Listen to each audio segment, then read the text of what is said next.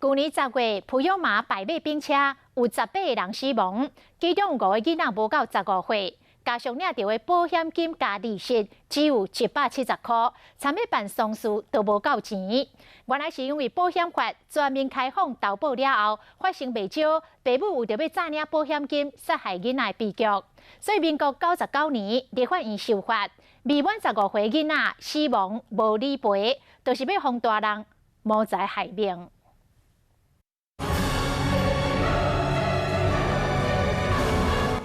明仔载甲无常倒一个宣告，你算袂到；无常跟随着偌济无奈，你想袂到。民国107年10月2日，普悠玛败马意外，18个人死亡，其中5个15岁以下的囡仔。依法的厝内人只会当领到保险金加利息170块，死亡理赔1仙元拢领袂到。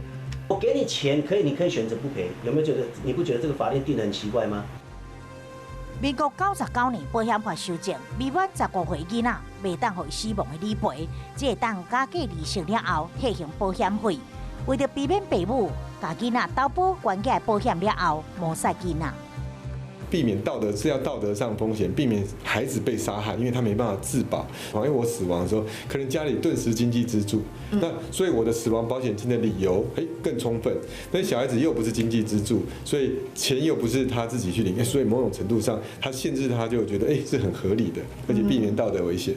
修法方道德风险并不是上多，拢讲好赌不是主，不过有钱使鬼的下无，或做父母的心一坏，家囡仔杀向鬼门关。大火吞掉人命，嘛吞掉人性。台湾第一件杀害囡仔、诈领保险金的案件，民国53年，李明忠放火烧掉家己的厝，2个查囝不幸死亡。李明忠以火灾动工，就急要向保险公司讨理赔45万，最后被判处死刑。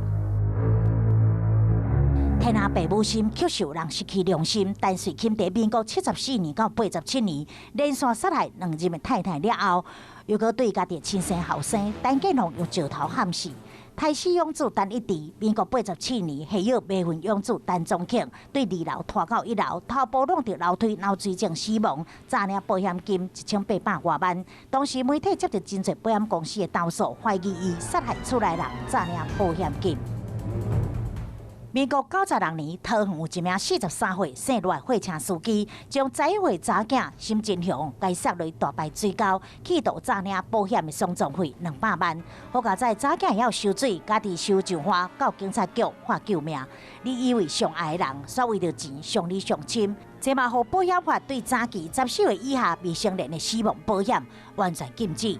民国82年，三度规定全面开放投保。民国90年又搁修法限制，但是给付丧葬费200万，几啊桩案件人心难测。在伫民国99年修法，未满15岁未成年死亡给付甲丧葬费用全部拢取消。民国104年复兴空难。